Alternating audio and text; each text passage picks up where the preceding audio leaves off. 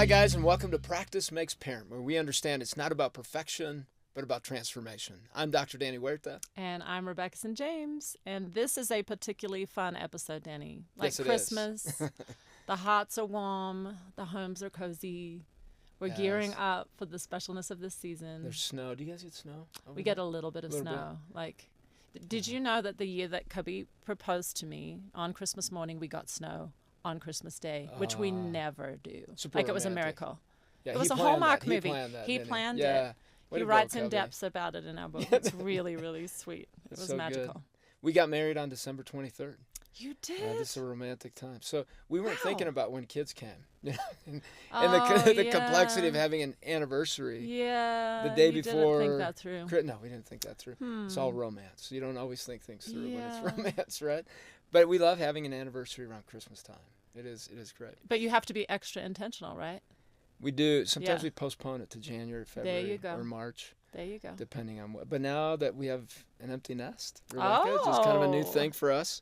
You can celebrate your anniversary on your anniversary. Well, maybe. There's still a lot going on. We'll see, but we'll be closer to it. Yeah. Well, we're so blessed to be surrounded by people who have wonderful ideas, and today's show is going to be full of reflections of Christmas time memories from Rebecca and myself, but we're also going to hear from other popular guests, other people that have spoken on various shows here at Focus on the Family, and that we've had on our programs over the years, and we're excited to do that. I mean, this is a reaction deal, and I'm glad you've joined us for it. Yeah, absolutely. And I love this season. I just think there's something so wondrous and lovely about the family time, and it's a magical time of the year. It really is. It's the special. traditions Yeah. create that specialness, right? That you remember those things. Lots of pictures are taken. You remember. It's nostalgic. It is. Yeah. Yeah. And it's a time of family and a time of centering our focus on Jesus and what he did for us in coming as a baby. I mean, the Advent season is so special and so profound. And I think our hearts, probably all of us, feel a sense of excitement and joy and wonder about it. And then sometimes equally, we can feel stress and angst and busyness, and there's so many expectations on us as parents, and that's what we're going to be talking about. Oh yeah, there's just a lot going on. There's a lot going on. So I think we want to speak to that, because Christmas doesn't always bring warm, happy memories to everyone. We're going to talk about what parents can do about tense family dynamics, feeling pressure to measure up. Does our house need to look like a Hallmark movie? Like, is that important? Is that a value? Do you guys ice skate at your there is opportunities around our in our area in Tennessee to ice skate. Sometimes we do it, sometimes we don't. Do you? I mean, it looks maybe like ice skating. I don't know, but my wife loves ice skating. Our kids kind of. We've played tag around this time in the ice skating. On the ice, thing. you play on the tag. ice, yeah. Wow. It's not the safest thing to do. No. Are there other people around, or are you owning that ice? Well, we're going to slow motion. I think people are probably watching me going, "Is he moving?"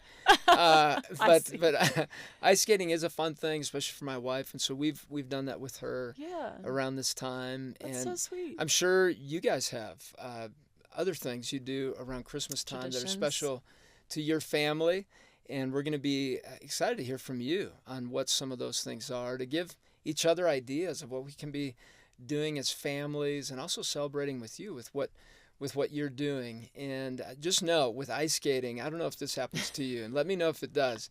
My feet absolutely hurt after a few laps. I'm going, oh my goodness, my feet are on fire. I just need to sit down for a little bit. But then they get used to that. And that is a good illustration for life, a good analogy, right? Sometimes there's pain, you begin to adapt, and sometimes at Christmas time, some of that pain comes to the surface, some of other things start to come. And what we're going to be talking about is, how do you lean into those in an intentional way, and in a way that brings that biblical worldview that we can bring to all these things, and that Christian heart around Christmas time. Absolutely. We also have a great question and answer segment coming up about how to help children who may be a little entitled. And we seem to talk about this often on our show. It's a great question, and it's especially one that's come Christmas. up in this culture, and especially around Christmas time. Yes. Talking about materialism, Danny, we want to play a little clip from an interview and a segment with Mary Hunt, and she had some really great thoughts to say on this issue. Kids want more than just gifts for Christmas. And you need, I think, to turn the entire month of December into a month of celebration and give your kids what they really want. They want realistic expectations. Kids want to spend relaxed, happy times with their parents. They love it to spend with parents one-on-one. It's a gift. And if you're talking about memories, your kids, I promise you, my children are now 37 and 38. If you ask either one of them, their best Christmas memories, they are when the family all got together, sitting around the fireplace at night, talking about the old stories, hearing about the things their dad did when he was a little boy, reading stories. It's those warm times together, honest, truly. Now, I'm not discounting gifts. I'm saying we need to scale them back in number. You are doing your child no service by giving them 60 gifts, even though you can well afford it and pay cash. I'm sorry, that's too much. You know what I was thinking, Danny, when I was listening to Mary talk, is what our kids really want on the deepest level is presence, PRESENCE, rather than, presence, rather than the actual, presence that we often focus on too much. And I heard a stat the other day that just kind of blew my mind. And this was a study from the American Psychological Association that indicated that about 9 in 10 Americans experience an increase in stress and anxiety during this Christmas season, but that also average spending on gifts for kids in the U.S. last year was $461 per child. And that stress and then that the amount that we're pouring into that focus on presence, I think, can dominate the focus at Christmas if we're not careful, if we're not intentional. We talk a lot on this show about being intentional. And I just loved what she was saying about, hey, let's back it up. Let's simplify. I was also thinking about Little House on the Prairie. Oh, were you? Okay. Well, this is so random, right? This is where my brain is like going so many different ways. Just being, thinking through what she was saying. But do you remember when they're making these gifts for each other and the love that they were pouring in? They didn't have much money out there on the prairie, but they were creating these gifts for each other that just had love and intentionality poured into it. And I just wonder if there's a way of bringing that simplicity back to where it's like a few gifts that are going to be really appreciated, some that we could even make for each other. But it's the love and the intentionality rather than the abundance of, spending nearly $500 on our kids. Like we probably got to back it up and think through this thing, because it's about the love, and it's about primarily focusing on Jesus and what he's done. Right. Yeah. I mean, if you think about it, it makes sense that there would be so much stress. If you're thinking about making everybody happy, your kids happy, people around you happy, to make sure you say yes to every invitation for dinners and gatherings and get-togethers, if it's all about just making people happy, then you are going to be stressed, because you're going to, it's such an elusive target. And too it's hot. It's very elusive and too much. And then it becomes all about money. A lot of people take on debt here, but also emotional, more time debt as well, that we give up. And so we have to look at the concept of how are we budgeting this season of time. Yeah. How are we budgeting the opportunity to talk about Jesus, to talk about his birth? How are we budgeting time with friends, time with family? Budgeting the opportunity to have experiences as a family, these traditions. And it can be time together, it can be singing together, it can be reading together. All those take budgeting, because pretty soon it's all of a sudden New Year's. Yes. And you missed fast. it, and it was all about shopping. Yes. And because shopping does take time, and you're asking and you're looking for the best deal possible, and it becomes all about that. And she said it's not all about the gifts, and she alluded to these experiences that have a richness to them. But we get to model that and talk about that and lead the conversation around the richness of experiences. Why are they even rich? Why are the experiences rich? And did we take some time to know each of our kids and to know what would be meaningful for us as a family? It's not just doing whatever. Yeah. It's figuring out what would be a meaningful thing. So it takes a little work as a parent to figure out what each child would find as a meaningful thing. And maybe initially it isn't that meaningful, but long term, if we continue to do this, like making cards for other family members, or making a certain special gift that we know other people would enjoy, Yep. like a candle or soap or something else, maybe initially there's like, what are we doing? Then the meaningfulness comes over time. Yes. Be patient with that. Maybe this is a new beginning for you of creating that. And this materialistic side, we're naturally going to be pushed to that because it began in the Garden. The Garden of Eden it just really changed us into consumers of things, Yep. consumers of the world. And we have this natural side to want more. Yep.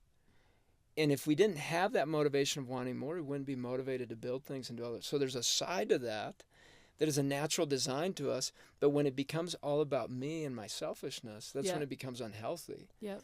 And there's this need for more and more. And what if as a family you start off with that? In what areas have we wanted more, and it's just never enough? Yeah. It's just never enough. What areas? Do you ever notice when you go to a buffet compared to a restaurant how differently you act with food? You start grabbing this because it's all available. Yeah. And in the restaurant, you order one thing, and you've made a choice. This is what I'm going to consume. And you don't go to the restaurant and go, well, I just want it all. Yeah. It's a bit overwhelming. In the buffet, you have it all. Yeah. And you notice people are carrying 2, 3, kind of balancing multiple plates. and they don't end up eating all of it. It's been a minute since I've been to a buffet. I had to think that. Yeah. And so it's kind of with stuff. Yeah. Kids end up not playing with many of their things. Because they're overwhelmed. It's not open. It's just too much. Yes. And so it's figuring out what would be an appetizer of a thing that a child plays with. What's kind of the main thing as you're thinking about Christmas gifts? Think about what are those things that create that meaningfulness, and a child feels known. And it's not about the quantity, but about the quality of the gift that you're providing them. That thoughtfulness is what the child will over time really feel. Yeah, I believe. And the presence. The presence. Not the TS at the end.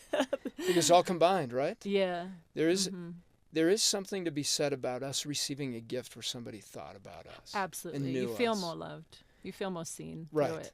And as a parent, you're putting a limit around it, and you're saying, I want to be more present with you, and you're creating those experiences. You're right. There's kind of a balance there, right? Yeah. And I think that we do have to combat the materialism intentionally as parents. And one of the things I've thought about, Danny, this year is we have a rescue mission in Nashville that I've wanted to visit for a long time with the kids. And I either there or I'd like to find maybe a shelter, women's shelter, where we can go through some of the kids, gently used toys that they're not using as much anymore, and bring them to a shelter so that the kids can actually go, I can be a blessing, and I can maybe even encounter some of these people that I can be a blessing to combat that materialism. And this happened the other day, but there's a certain company, very, very big company, that has 2-day shipping. I'm not going to name them.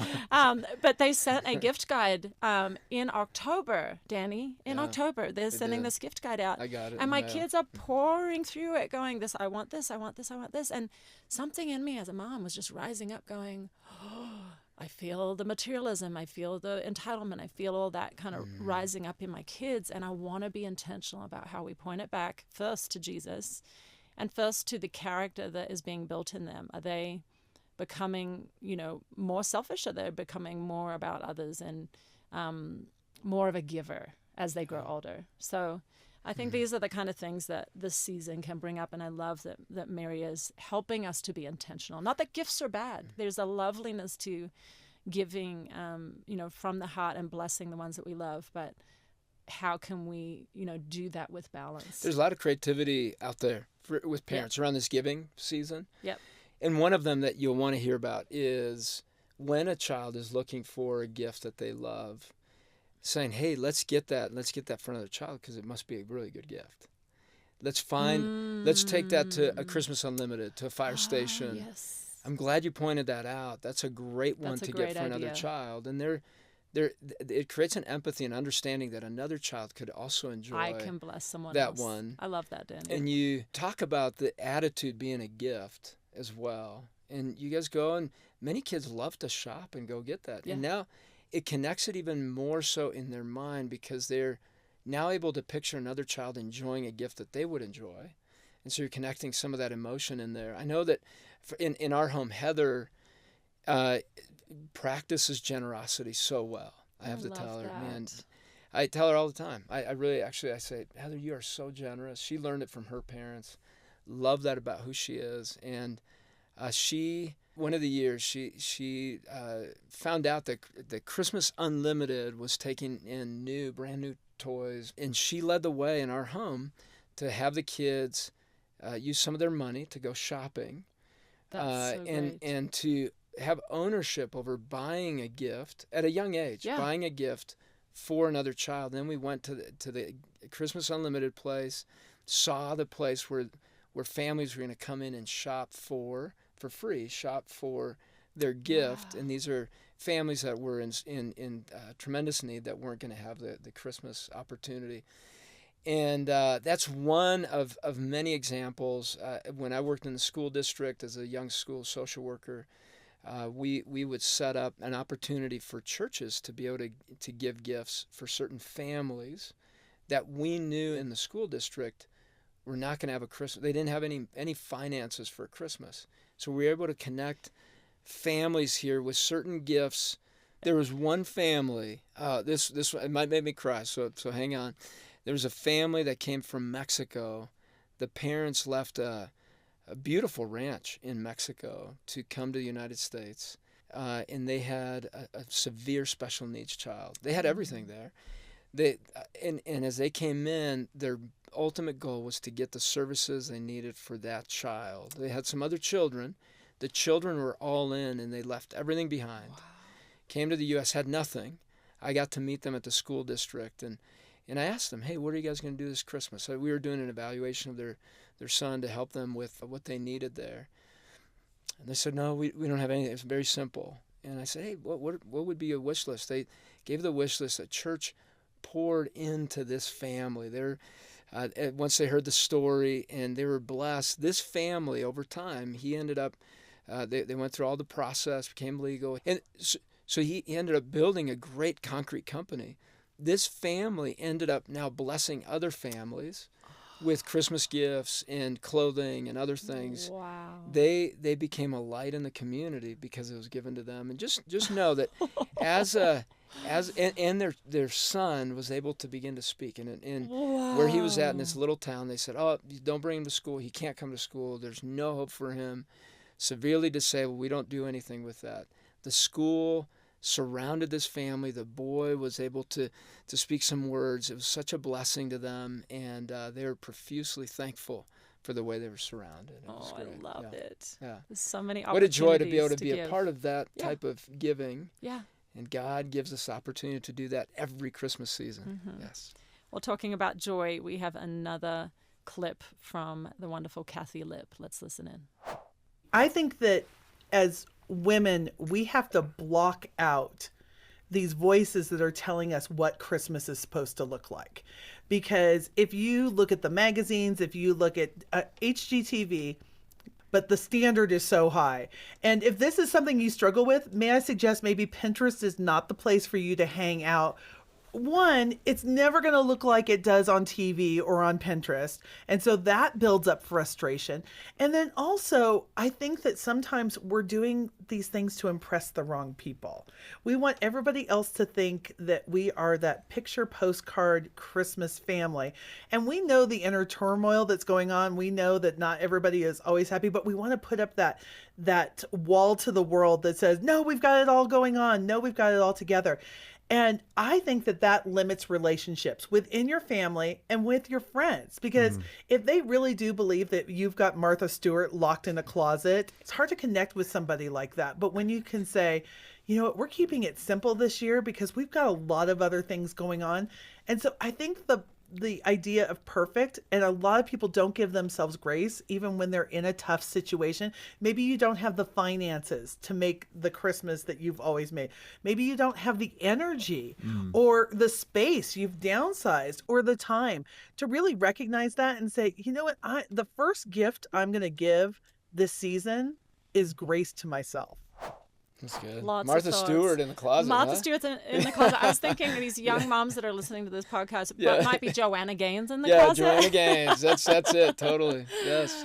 HGTV and Hallmark. Right? And Hallmark. And I think there is this pressure. She's speaking to something, that's pretty legit. There's a lot of pressure, I think, on moms at Christmas time to craft this most perfect experience. Mm-hmm.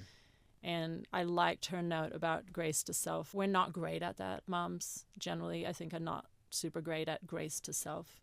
I think it's almost easier to offer grace to our children or even spouses than it is to offer grace to ourselves. But at the beginning of the season, to take a breath and just go, okay, the relationships, especially with our, immediate family, are more primary than our house looking perfect all the time. If some of the moms listening are anything like me, sometimes the chaos in my mind, because I'm always juggling 100 different things, can feel so intense that having my house actually really ordered and decorated nicely can sometimes feel, Danny, like it calms the chaos. Like at least my external world is looking good, but because my internal world just feels like chaotic. Mentally and emotionally there's so much that I'm focusing on and handling.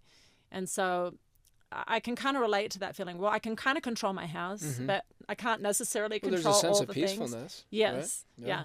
But I think if it's at the cost of relationship, like if we're, getting, onto our kids about making a mess with the toys in the living room because we need this perfect Hallmark house, then it might be a bit out of whack. Because maybe the intention is at the bottom of all of this, and that could be the intention to impress other people. Yes, there you Instead go. of I want to create peacefulness for my home, because it is important to understand that having order in the home can valuable. create a level of peacefulness. I agree. And Christmas is about peacefulness. Yes. Maybe the kids and the family participates on how do we create peacefulness in our home. Yeah. And it's not about impressing people. Right. It's what does that mean for our home? Yep. How do we begin to create that? Is it candles? To the smell of it? Is it that we're cooking together? Does that create peacefulness? Together. Do we decorate together? Yep. Cleaning and tidying together yeah. too. I think we moms, it's like, it's just easier if I just go around Right. and do all the things. No, invite your kids into it. Yeah, because that's a gift for the family. Yeah. And it's about giving of yourself, that it's not all about you and other people pick up your messes. Yeah. And part of peacefulness is learning responsibility. And so with this one, I think dads also feel pressure. And I wanted to bring that up here because it's just about Speak moms. to that. For dads, it's about getting the coolest gifts. Okay. Dads are talking to each other. Hey, what are you getting your kids? What are you getting your son? And there's this comparison of gifts and having the cooler gift. Especially as they get older, right? Right. And more money. I have more money. I'm spending more. Yeah. And it gives a sense of status. Okay. That I have a better job or I have a better business or whatever that is, and I'm able to get more for my kids. And there's also a comparison. And competitiveness maybe even, right? Correct. Okay. Yeah. I wasn't aware of that. So there is a pressure from dads to be the cooler dad, the fun dad, the I got the most amazing gifts dad. In that, for dads listening to this, your presence as a dad, your love as a dad, your playfulness as a dad, your attentiveness, your words as a dad, those will resonate much longer, will be the long-lasting gifts that you give your kids. Yes. Wrap those up. Write certain words for your kids. Wrap them up in a little container and say, these are for you. Give a piece of your heart. Bring that tenderness, the gentleness that you can bring, the strength under control. Just know those are the patterns that you can bring in, and let go of the comparisons and the competitiveness with other guys. That's not needed for you. Let's release those and release your ability to bring a depth of love to not only your kids, but if you're married, your wife, and to show that in the home, showing what specialness she holds in your heart. And that's by also leading the opportunity to serve one another, the attractiveness of being intentional around Christmas time, being able to point out maybe the healthy no's that need to be a part of that season in order to have family time, in order to have that time together or with extended family. That sense of structure, you bring a sense of peacefulness and structure that way. And then as a team, figuring out we don't need to have a museum in our home, but Rebecca, on this one, it's what is truly calming for a family in order for us to feel like it's good enough in order to do the other activities. Gingerbread houses and wrapping things, making cards, cooking together. When is a house clean enough to do that for us? There's an orderedness along with playfulness that I hear you saying, and I think it can be both. There can be a balance in between.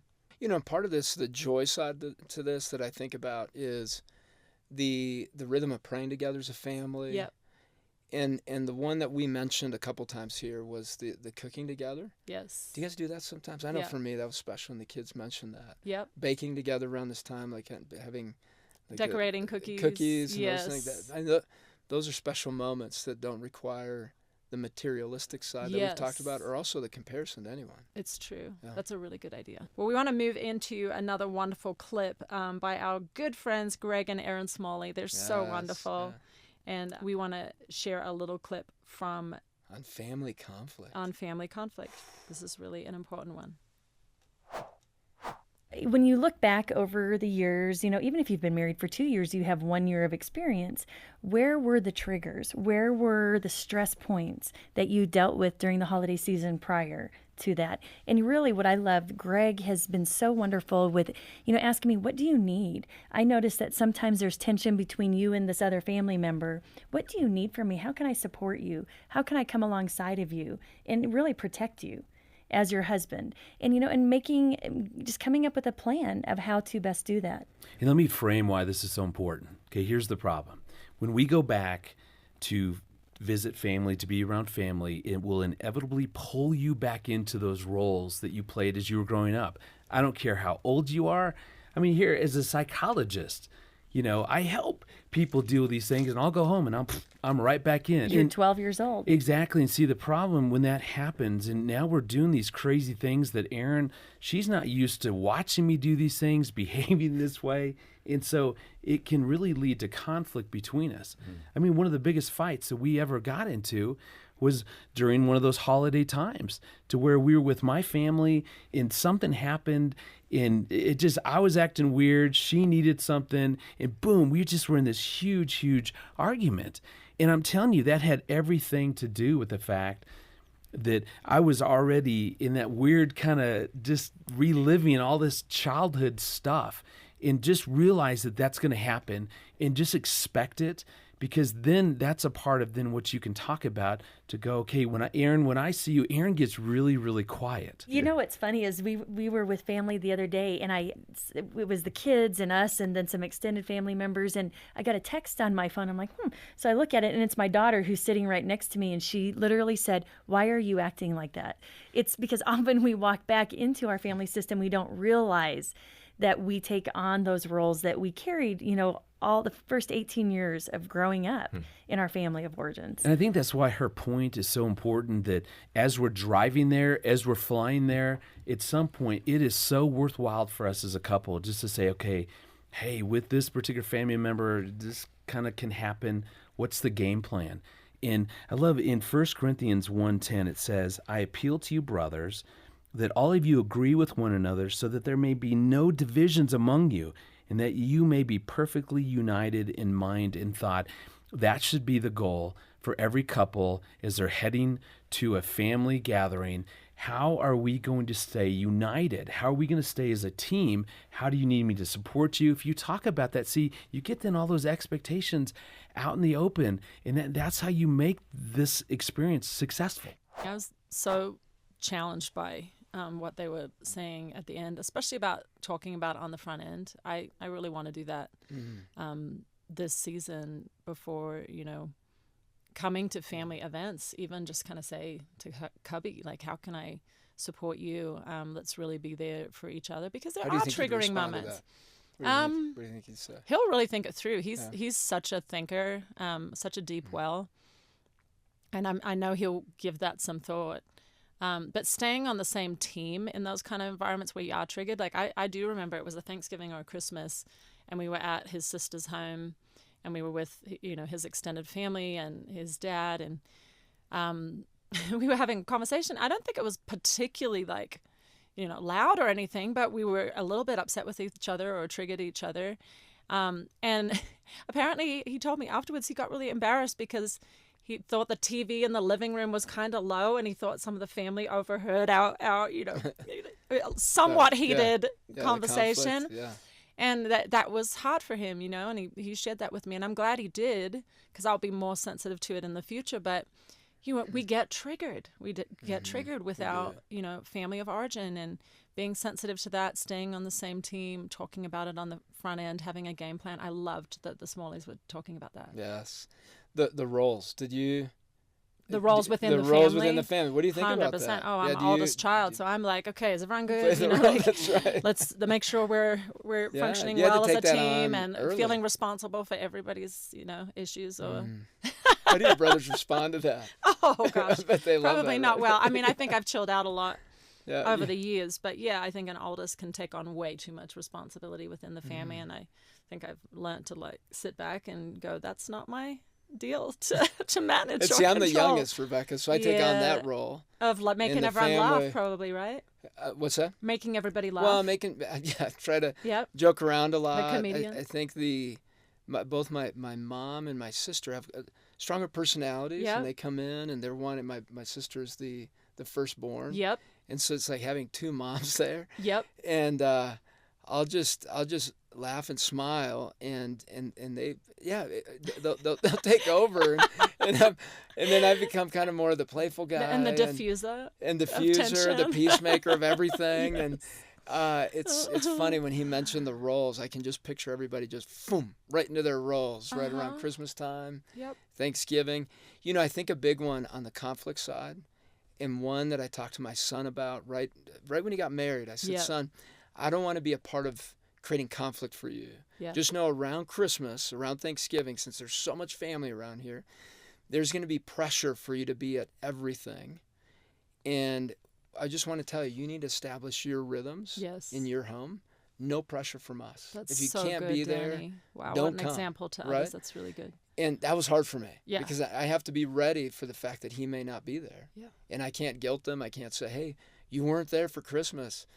And so Heather asked him, hey, so what does the rhythm look like for you guys for Christmas as we're planning things out? Because you just got married this year. Just this year. Yeah, this is new. And it didn't land exactly how we had hoped. And we had told him, we're not going to create conflict. So then Heather and I said, we took a deep breath and said, now we get to practice. Yeah, the grace that you've what we offered. say, the grace we promise to give him. It is important to consider, what are my own emotions and how are they contributing to the potential conflict? Yeah. What is it that what's my need or my neediness that I'm bringing to the table? And for adult kids, know that some of our own unmet needs and things like that spill into some pressures and things that we're bringing in, and it begins to create conflict. Know that political topics are trigger ones, and for a lot of people, if you decide to go there, be prepared with some type of grace giving and open communication opportunities there, where you're not trying to convince each other, but you're truly listening to each other and listening to each other's point of view. And if we model that with our kids, that you can disagree and it doesn't mean a person hates you. Yep. And it can be respectful. And it actually can stay calm too. And it's about listening to one another. Then you're modeling something amazing for them when they become adults. And the gatherings don't have to be about conflict. They can be about, hey, let's listen to one another and give the gift of listening and respect each other. Yes. And if somehow you can lead the way with that, man, what a gift you're giving your family of being able to disagree on things, have different beliefs, and have open conversation to get to know each other. Yep. That'd be an amazing goal this Christmas if you're ever able to get there. And something I wrote here as well is Greg talked about expect conflict.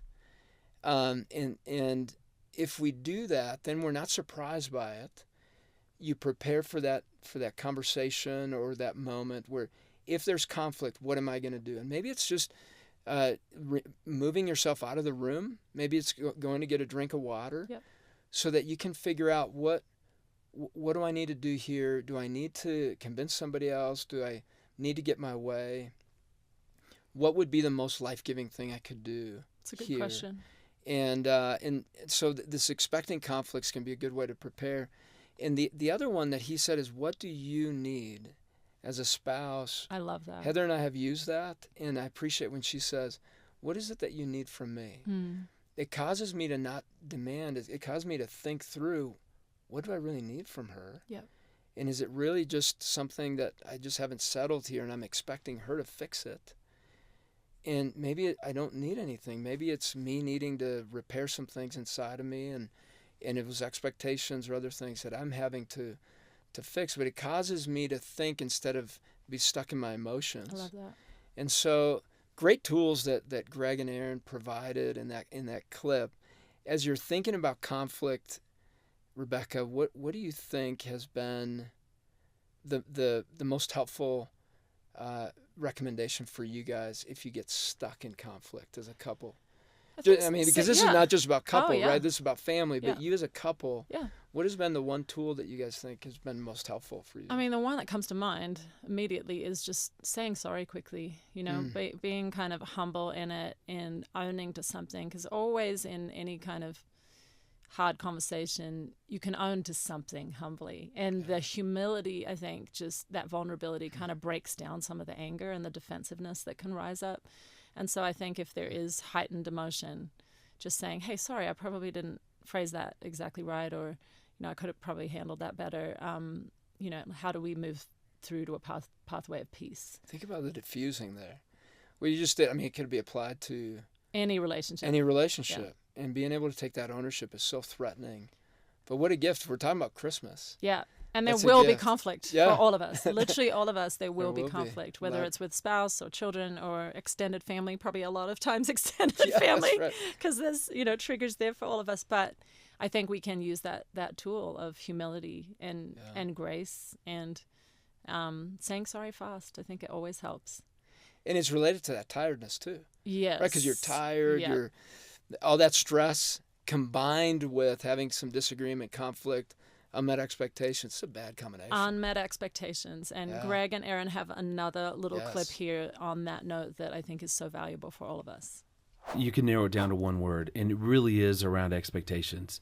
And expectations are, I've put them on myself, and we've got family, extended family, who are expecting certain things, and yet no one's talking about these. That is always the problem with expectations, is that oftentimes we don't even know.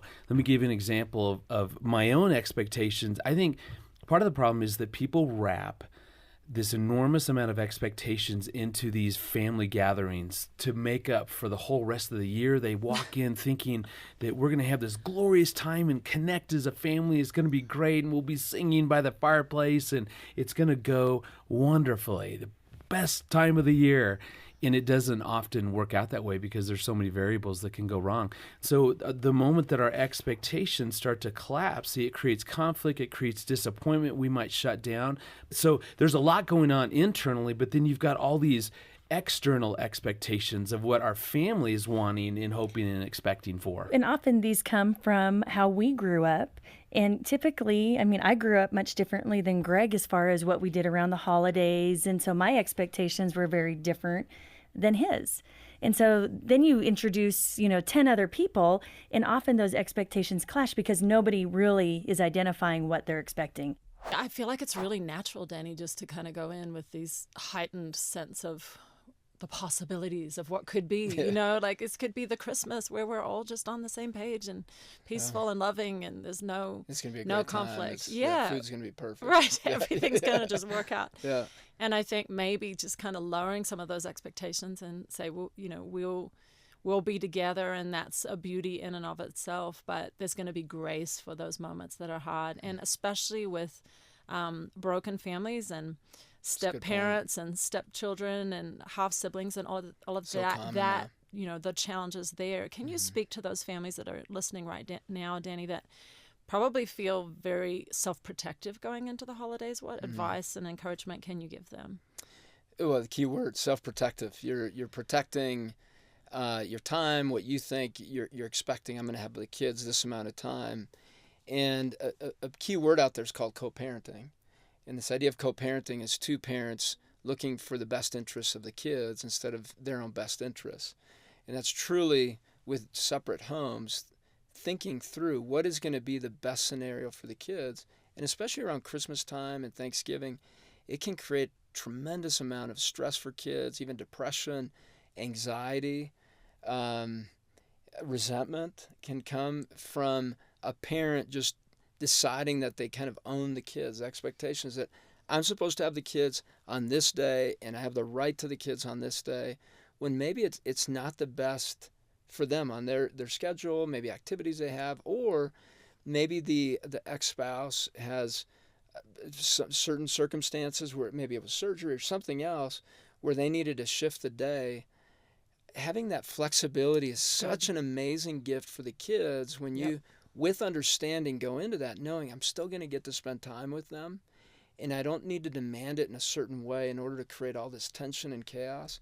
If two parties, two parents decide to do that ahead of time and fulfill that, they are helping the chaos and the brokenness not be as painful as it could be with that kind of disagreement, because it worsens things for kids. Yes. And creates a us versus them mentality instead of I'm being raised in these two homes and their expectations around wanting things to be just right because of something I need. And there's an emptiness that sometimes parents carry into the holidays. Yep. And they try to fill it through their kids, and then they have these certain demands that come in. So parents, as you're listening to this, if you're in this type of scenario, and let's say your ex-spouse is not participating in this way, you can still be the person that brings life to your kids by not having these unnecessary expectations, being assertive, yes, on what, having time with them, but demanding it be a certain way so it creates even more conflict can really affect your kids in a very negative way. So keep that in mind, and then also think about the expectations that you bring in where you're trying to be maybe outdo the other parent. And we've talked about those other pressures where you think you're in competition. Just bring the gift of you, bring the genuineness of you, the love for your kids, and be aware that they have a lot of emotions coming in. And if one of your teens or preteens comes in a bit spicy, no, it's not personal. And try your best not to shut down towards that child, but continue to pursue a relationship with them. You're bringing an amazing gift to them by doing so and not getting entangled in this us versus them mentality that could come in. The two words I hear coming through also what you're saying is grace and flexibility. Yes. And I think if all of us can be aware of that, no matter our family situation, and be attentive to that and leaning on the Holy Spirit for that, to even be able to offer it genuinely, I think our Christmases will all be quite a bit better. Yes. And hey, by the way, we talked about triggers here, and you have some fun facts to work with on triggers, and if kids come in spicy, here's some to use. Jingle Bells was originally a Thanksgiving Day song. And share that with one of your kids and say, did you know, like if they're stuck, a lot of emotions come up here, a lot of sugars going on in their mind if you guys have a bunch of cookies. And just a little fun fact from Danny. Fun fact to come out. Danny Another Forte. one, in Russia, Ukraine, and Romania, Christmas falls on January 7th. And that is wild. Isn't that like wild? after New Year's. That's so wild. In Mexico, we have Three Kings Day, January 6th. Okay. Yeah. Well, and in Japan, a popular Christmas meal is Kentucky Fried Chicken. I think that's quite hilarious. So if you need a moment to just bring some levity to the table in your house, just bring that one in. Yeah. Compliments of Rebecca. I'm sure you can find more facts out there. And Rebecca, do you have any more? Yeah, I think Kentucky Fried Chicken, it's hard to beat that one. Good one. No. But we want to move into our last clip, and this is just an awesome one from Levi and Jenny Lusko. Sometimes Christmas can be a time of grief and a time of loss too for people, and real. So equipping families to deal with that, they have a wonderful clip here. Let's listen. Well, for Jenny and I know that it's a challenging thing to think about the way Christmas can have kind of a backstory, and that is to say that you approach the holidays normally with just this sense of it's the most magical time of the year, but for us, after our daughter Linya went home to be with Jesus just 5 days before Christmas, I can remember like it was yesterday, the next holiday season approaching and having this sense of like, I'm actually scared of Christmas. I saw the Starbucks Christmas holiday cups and I started to see the decorations and I realized it was triggering for us some of the most difficult things we had ever faced. Well, and it's always been in our family a fun thing gearing up for Christmas and the decorations. And I remember that Christmas before Lenny went to heaven, we had found this super fun craft on Pinterest or something, and it involved red paper. And I remember my sister and Lenya went to go buy the red paper, and then we created these really cool ornament things, and so those were hanging in our house. And even after Lenny went to heaven, those were still hanging in our house. And then we took them down the following year. I still had those, and so even hanging those up or decorating at all, or wondering like, what do we do? Because I didn't want to decorate. I didn't want to actually make a big deal out of a hard season, but we had to kind of push ourselves a little bit. Well, and I remember just feeling like it was a crossroads. Like, okay, how we handle this first Christmas is going to be an important thing. Yeah. And all of our instincts said pull back. But I just felt like there was something inside me that was hearing the Holy Spirit saying, you know, if you can run toward the roar, which has been a mantra for us, you know, face the things that you're afraid of, so you don't have to live in fear anymore. And for us, it was the sense of lighting. I remember I cried. I put the ladder up and I was hanging lights on the front of the house and I felt tears splashing down, but it was also healing. And it was sort of an act of defiance to worship Jesus anyway, because it's not about Frosty and Santa. It was about a king who came to die. And when he died, he rose from the dead. And if that's the case, then the very fact that death and Christmas became enmeshed for us is appropriate, because that's the reason he came. He didn't come to inspire us with his good songs or sermons. He came to die on the cross. And so when we realized that, then there was like almost like, okay, let's do even more decorations. Let's go even harder. Let's make sure the light of Christ shines even brighter. And we felt a great sense of healing. And from then forward, it was with challenge, of course, at times, because those associations are always going to be there. But at the same time, it's become once again a thing where it's something we look forward to. Right. And that it's a tradition for our family now, and even for me and you as a couple, and for us and our kids, like to have those little tradition things that might even be super simple, but have been for us something that's just fun that we look forward to. So I would just say to those of you who feel like, man, the holidays are so complicated, I almost want to do like John Grisham said and skip Christmas and just kind of check out on this whole thing. I would just say you're maybe missing the opportunity for God to fill an empty place, a painful place, with his presence. And it's potentially something where you could have the most meaningful holiday ever in spite of the difficulty. It's really, really powerful. Man. Not much to say beyond what they just put there, right? I was thinking the same thing. It's so good and so practical for those that are dealing with grief and sorrow at Christmas. And I really hope that ministered to our audience. Made me a little teary-eyed. Yeah, I know. I know. It hit the heart. I mean, running towards the roar, worshiping Jesus anyway, and that new mindset that they got, it just in understanding Christmas, it completely transformed the way they thought about it and processed it through the grief. Yep. And man, if you need to listen to that twice, 3 times, 4 times, go back and do it. Go do it. A lot to listen to there and to take on. What I also heard there, Rebecca, was giving yourself room to feel. There wasn't a perfection to this. They were trying to make sense of everything, but also pushing themselves a bit.